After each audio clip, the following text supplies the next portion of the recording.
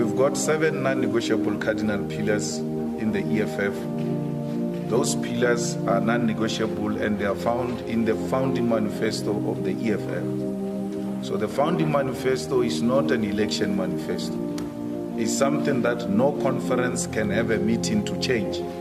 It remains for generations to come so that the future generation can appreciate what the founders had in mind when they formed the organization. The first cardinal pillar of the EFF is expropriation of land without compensation. The second is the nationalization of mines, banks, and other strategic sectors in the economy. The third is that of free and decolonized education, which must be given to our people. The fourth is the industrialization with a belief that the creation of jobs in South Africa will never be successful for as long as jobs have not been created. We also have a cardinal pillar that deals with growing and building an independent economy for the African continent, because we hold a strong view, my Lord, that there will never be a successful economy in any part of the African continent if the whole continent, the economy, is not in good shape. We also have a cardinal pillar on free and accountable, corrupt-free state, where the state apparatus will not be used to intimidate those who hold a different political view, and the state institutions should be used to strengthen our democracy. We have what we call, as the last one, building state capacity, because we believe, my Lord, we must do away with the tender systems, because the tender systems have led to the corruption that we are exposed to. Majority of the things that the state can do on its own get to be outsourced.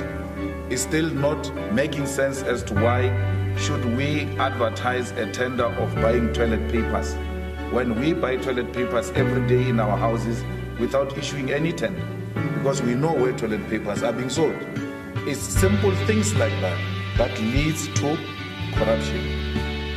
And therefore the building of a state capacity will go a long way in eradicating corruption. Tenders must be on sophisticated, very difficult things to do, not on simple things like patching potholes, which can be done internally.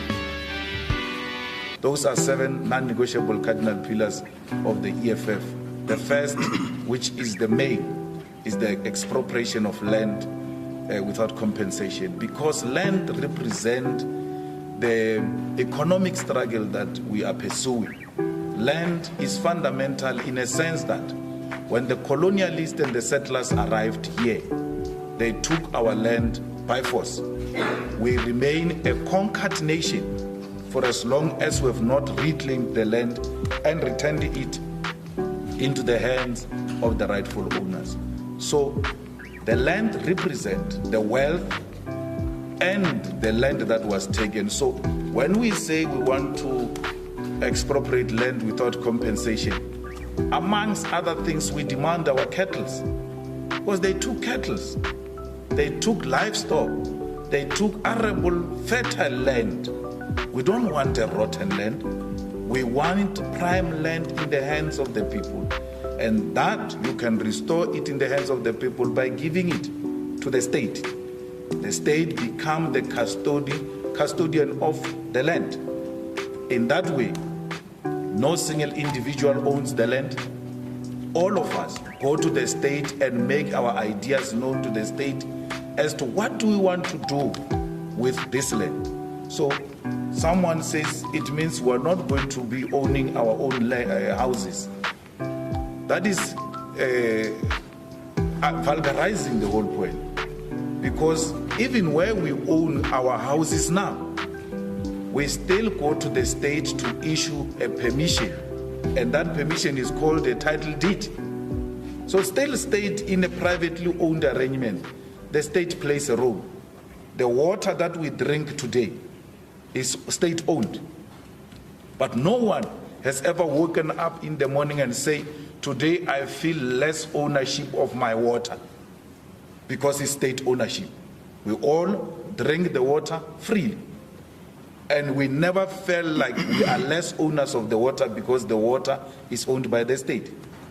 The mineral rights were owned, my lord, by private companies before 1994. Those mineral rights were put under the state as a custodian of mineral rights. Today, the same Anglo-American which owned the rights must now go and apply from the state to get a permission to mine our mineral rights. Investors, Anglo-American, all of them, you can think of them. They've never once said, we feel less owners of the mines because we get a permission or a license from government. Why can't we do the same with the land? That we give the land to our people through the ownership of the state, and all of us go and state our case.